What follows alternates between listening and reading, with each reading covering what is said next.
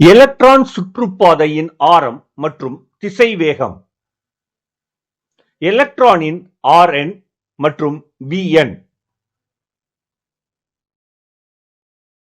போரின் அணு மாதிரியில் ஒரு எலக்ட்ரானின் ஆரம் மற்றும் வேகம் எவ்வாறு பெறப்படுகின்றன என்பதை பற்றி படிப்போம். அறிமுகம். இங்கு ஒரு அணுக்கரு கொடுக்கப்பட்டுள்ளது. இதன் மின்னூட்டம் +Ze ஆகும். இந்த அணுக்கரு நிலையானதாக கருதப்படுகிறது. இந்த அணுக்கருவை சுற்றி எலக்ட்ரான் வட்டப்பாதையில் சுற்றி வருகிறது. இந்த வட்டப்பாதை எண்ணாவது வட்டப்பாதை ஆகும்.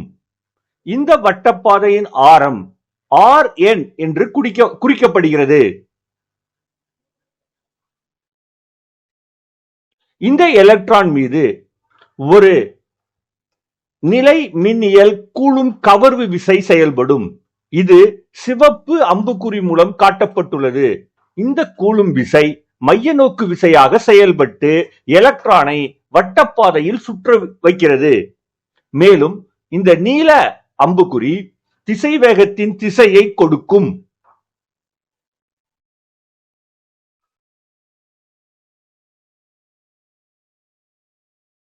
F என்பது நிலை மின் கவர்வு விசை. இது மைய நோக்கு விசையை வழங்குகிறது. Vn என்பது எண்ணாவது சுற்றுப்பாதையில் எலக்ட்ரானின் வேகம். Vn என்பது எண்ணாவது சுற்றுப்பாதையில் எலக்ட்ரானின் வேகம். எலக்ட்ரானின் நிறை m மற்றும் அதன் மின்னூட்டம் -E ஆகும். ஒரு எலக்ட்ரான் அணுக்கருவின் கவர்வு கூலும் விசையின் காரணமாக அணுக்கருவை சுற்றி வட்ட பாதையில் நகரும். இது மைய நோக்கு விசையை தரும். கூலும் விசை மற்றும் மைய நோக்கு விசை இரண்டையும் சமன்படுத்துவது மூலம் எலக்ட்ரானின் இயக்கத்திற்கான அடிப்படை சமன்பாடு நமக்கு கிடைக்கும். Rn காணுதல். எண்ணாவது சுற்றுப்பாதையின் ஆரம் காணுதல். இதில் முதலில் போர் அணுவில் விசை சமநிலை பற்றி பார்ப்போம். கூலும் விசை காரணமாக எலக்ட்ரான் அணுக்கருவை சுற்றி வருகிறது. இது மைய நோக்கு விசையாக செயல்படுகிறது. கூலும் விசைக்கான சமன்பாடு 1/4πε0 E எலக்ட்ரானின் மின்னூட்டம் பெருக்கல் அணுக்கருவின் மின்னூட்டம் Ze/Rn² மைய நோக்கு விசையான mvn²/Rn. இதை மாற்றி எழுதுகிறோம். இந்த சமன்பாட்டை திருப்பவும் மாற்றி எழுதுகிறோம்.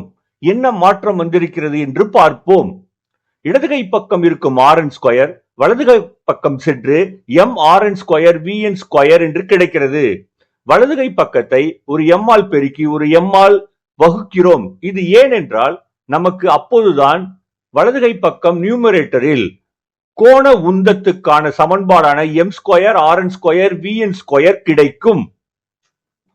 இதிலிருந்து நாம் Rn என்பதை கண்டுபிடிக்கலாம். 1/4πε0.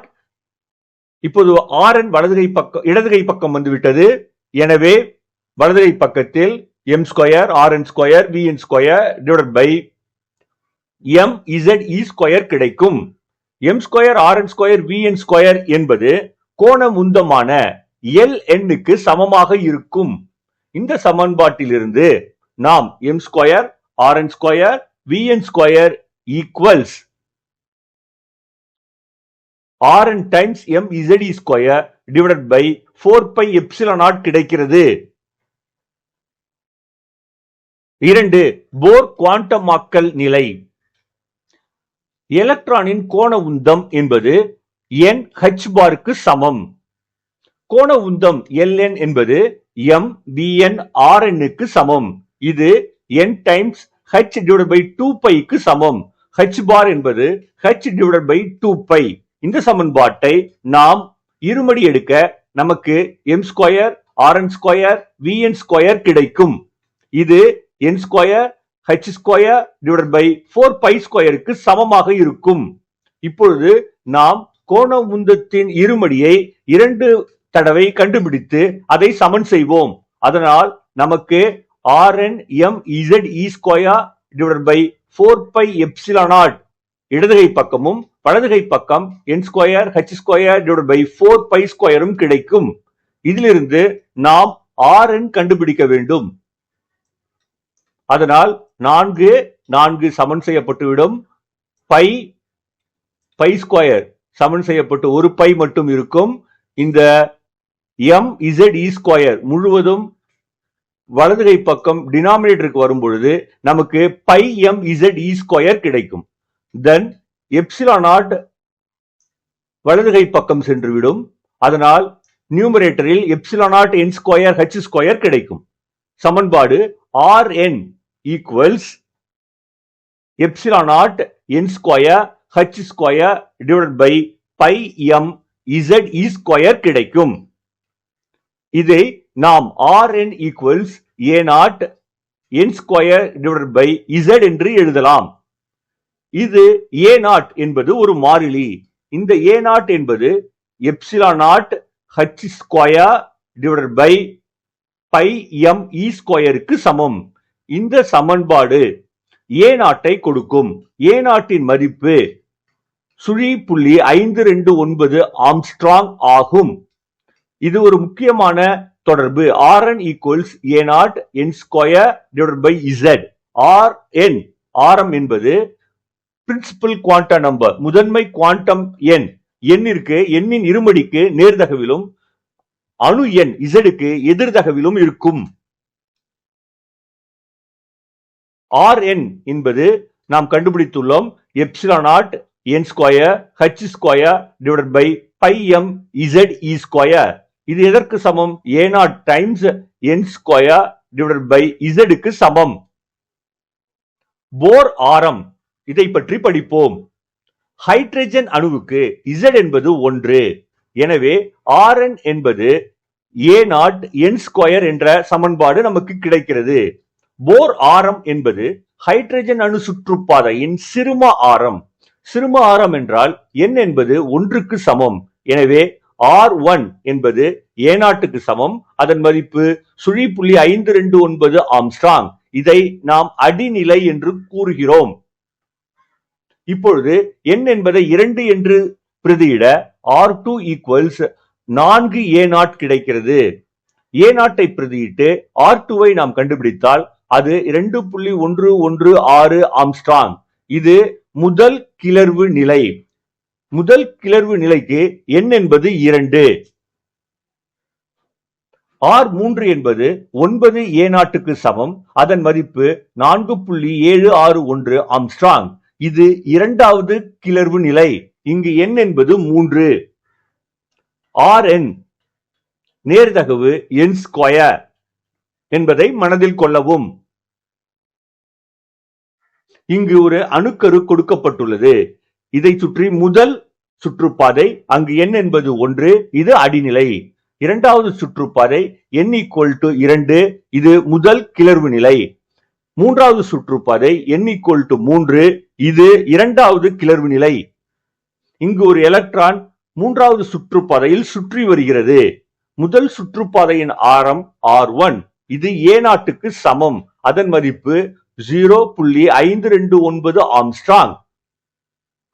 N2வின் ஆரம் R2, இதன் மதிப்பு 4R1, இதன் மதிப்பு 2.116 ஆம்ஸ்ட்ராங். இப்பொழுது மூன்றாவது சுற்றுப்பாதையின் ஆரம் R3, இது 9R1க்கு சமம். அதன் மதிப்பு 4.761 ஆம்ஸ்ட்ராங்குக்கு சமம். எண்ணாவது சுற்றுப்பாதையில் எலக்ட்ரானின் வேகம். இதற்கு நாம் எலக்ட்ரானின் கோண உந்தம் என்பது NH பாருக்கு சமம் என்ற தத்துவத்தை எடுத்துக்கொள்கிறோம். கோண உந்தம் Ln என்பது mvn Rn equals n time h divided by 2π. இங்கு Rn ஐ நாம் பிரதியிட்டு Vn ஐ கண்டுபிடிக்க போகிறோம். Rn என்பது a nought n square divided by z. இந்த சமன்பாட்டிலிருந்து நாம் Vn கண்டுபிடிப்போம். Vn என்பது h divided by 2 pi m a naught multiply z by n என்று கிடைக்கிறது. இந்த சமன்பாட்டிலிருந்து நாம் Vn என்பது சுற்றுப்பாதை n க்கு எதிர்தகவில் உள்ளது. Vn proportional to 1 by n. மேலும் Vn என்பது அணு எண்ணுக்கு நேர்தகவில் உள்ளது. ஆரம் z க்கு எதிர்தகவிலும் வேகம் z க்கு நேர்தகவிலும் உள்ளது. அடிநிலையில் திசைவேகம் பெருமமாகும் மற்றும் n அதிகரிக்கும் பொழுது v குறைகிறது. இதற்கான வரைபடம் x அச்சில் நாம் n எடுத்துக்கொள்கிறோம். y அச்சில் நாம் வேகம் vn எடுத்துக்கொண்டால் நமக்கு வரைபடம் ஒரு செவ்வக பரவளையமாக கிடைக்கும். Vn proportional to 1 by n.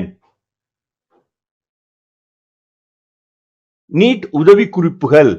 Hydrogen அணுவிற்கு இங்கு Z என்பது 1 ஆகும். Rn equals A0 times n square. Vn proportional to 1 by n. போர் ஆரம் என்பது 0.529 ஆம்ஸ்ட்ராங். இது ஒரு முக்கியமான மதிப்பு ஆகும். உயர் சுற்றுப்பாதையில் எலக்ட்ரான் அணுக்கருவிலிருந்து வெகு தொலைவில் உள்ளது. அங்கு அதன் வேகம் படிப்படியாக குறைகிறது.